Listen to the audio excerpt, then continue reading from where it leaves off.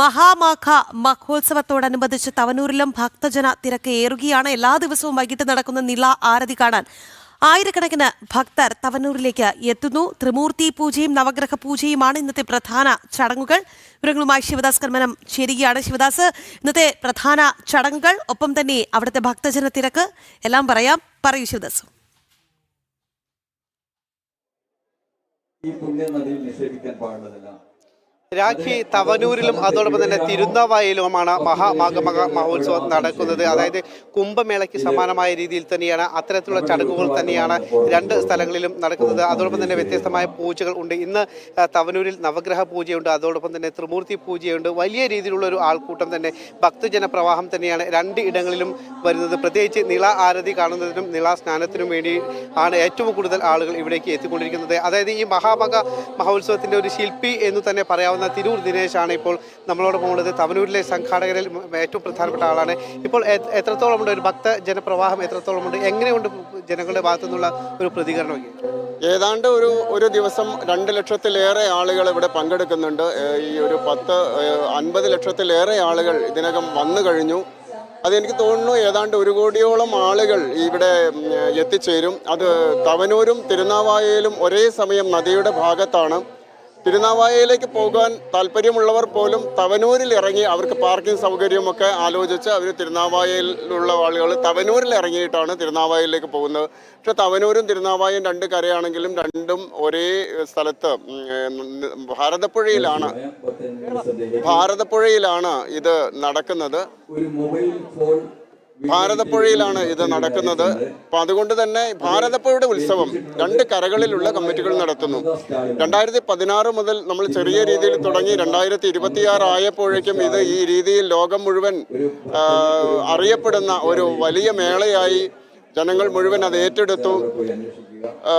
മഹാമണ്ഡലേശ്വർ സംപൂജ്യ സ്വാമി ആനന്ദവനം ഭാരതിയുടെ ഒരു കടന്നുവരൽ, അതുപോലെ തന്നെ സ്വാമി സംപൂജ്യ അമ്മ അമൃതാനന്ദമയി ദേവി അമ്മ, സദ്ഗുരു മാതാ അമൃതാനന്ദ ദേവി അമ്മയുടെ ഒരു കടന്നുവരവ്, ഈ 2 തുല്യ ശക്തികളുടെ ഒരുമയോടുള്ള ഈ കടന്നുവരവാണ് യഥാർത്ഥത്തിൽ ഈ മാഘമക മഹോത്സവത്തെ കുംഭമേളയാക്കി മാറ്റിയത്. ആ കുംഭമേള എന്ന പേര് ലോകം മുഴുവൻ അറിഞ്ഞു. ഇനി എല്ലാ വർഷവും നടക്കുന്നുണ്ട്. 2028 എനിക്ക് തോന്നുന്നു 28 ദിവസം നീണ്ടു നിൽക്കുന്ന ഉത്സവം തന്നെ നടത്താൻ ഒരു പക്ഷേ മഹാമണ്ഡലേശ്വർ ഉൾപ്പെടെയുള്ള പ്രമുഖ വ്യക്തികൾ തീരുമാനിക്കുമെന്നാണ് ഞാൻ വിചാരിക്കുന്നത്. ലോകം അവസാനിക്കുന്ന കാലം വരെ ഈ നദി ഉത്സവം ഇവിടെ നടക്കും. അതിൻ്റെ ആത്മസംതൃപ്തിയിലാണ്, ആത്മഹർഷത്തിലാണ് അതിൻ്റെ ഒരു തുടക്കക്കാരൻ എന്ന രീതിയിൽ ഞാൻ നിൽക്കുന്നത്. ഈ കുംഭമേള കേരളത്തിൽ തന്നെ ഒരു വലിയൊരു ആത്മീയ ഉണർവിന് കാരണമായിട്ടുണ്ടല്ലേ? അത്രയും പല ജില്ലകളിൽ നിന്നുമാണ് ഇങ്ങോട്ട് ആളുകൾ വന്നുകൊണ്ടിരിക്കുന്നത്. തീർച്ചയായിട്ടും കേരളത്തിൽ മാത്രമല്ല, ഭാരതത്തിൽ തന്നെ ഇത്രയും സപ്തനദികളെ പൂജിക്കുന്ന, സപ്തനദി പ്രവാഹമുള്ള സങ്കല്പമുള്ള ഒരു നദി വേറെയില്ല. അതുകൊണ്ടാണല്ലോ പ്രതീജി, പേരാറ് എന്നീ പേരുകളിൽ അറിയപ്പെട്ടിരുന്ന പുഴയ്ക്ക് ഭാരതത്തിൻ്റെ പേര് വന്നത്, ഭാരതപ്പുഴ എന്ന പേര് വന്നത്. ഇവിടെ 7 സപ്തനദികളിൽ സ്നാനം ചെയ്താൽ സപ്തനദികളിൽ സ്നാനം ചെയ്ത ഫലം കിട്ടുമെന്നാണ് വിശ്വാസം. ഭാരതപ്പുഴയിലെ ഈ ത്രിമൂർത്തി സ്നാനക്കെട്ടിൽ സ്നാനം ചെയ്താൽ സപ്തനദികളിൽ സ്നാനം ചെയ്ത ഫലം കിട്ടുമെന്നാണ് വിശ്വാസം. ഇത് ഭാരതത്തിലെ മറ്റൊരു നദിക്കും അവകാശപ്പെടാനില്ല. മാഘമാസത്തിലാണ് അങ്ങനെ ഒരു പ്രത്യേകത. മാഘമാസത്തിൽ 28 ദിവസം നീണ്ടുനിന്ന ഒരു യാഗത്തിന്റെ ഐതിഹ്യവുമായി ബന്ധപ്പെട്ടാണ് ഈ ഒരു വിശ്വാസം വന്നത്. അത് ത്രേതായുഗത്തിലാണ്, പരശുരാമന്റെ കാലത്താണ്. തീർച്ചയായും അത് തന്നെയാണ് അദ്ദേഹം പറയുന്നത്. അതായത് വലിയ രീതിയിലുള്ള ഒരു ഭക്തജന പ്രവാഹം കേരളത്തിൽ മാത്രമല്ല, ഈ ഒരു ആത്മീയ ഉണർവ് അത് ഭാരതത്തിൽ ഉടനീളം ഉണ്ടായിട്ടുണ്ട്. വരും വർഷങ്ങളിൽ അത് വളരെ മികച്ച രീതിയിൽ തന്നെ നടക്കും. ഇനിയും ഓരോ വർഷം കഴിയുന്നതോറും ഇതിൻ്റെ ഉണർവും അതോടൊപ്പം തന്നെ സംഘാടകത്വം, ഭക്തജന പ്രവാഹം എല്ലാം തന്നെ വലിയ രീതിയിൽ തന്നെ വർദ്ധിക്കും, കൂടുതൽ മികച്ചതാകും എന്ന് തന്നെയാണ് അദ്ദേഹം പറയുന്നത്. പ്രത്യേകിച്ച് ഇത്തരത്തിലുള്ള ഒരു കേരളത്തെ സംബന്ധിച്ച് ഈ സമയത്ത് ഭാരതപ്പുഴയിൽ അത് സ്നാനം ചെയ്യുക എന്നുള്ളത് ഒരു പുണ്യ കർമ്മം കൂടിയാണ്.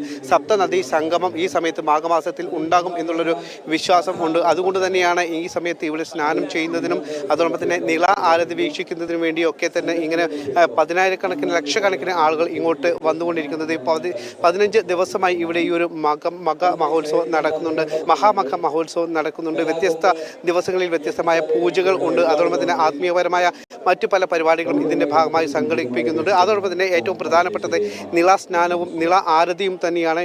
ഈ നിള ആരതി വീക്ഷിക്കുന്നതിന് വേണ്ടിയിട്ടാണ് കേരളത്തിന് പുറത്തു നിന്നും അടക്കം ലക്ഷക്കണക്കിന് ഭക്തർ ഇവിടേക്ക് വന്നുകൊണ്ടിരിക്കുന്നത്.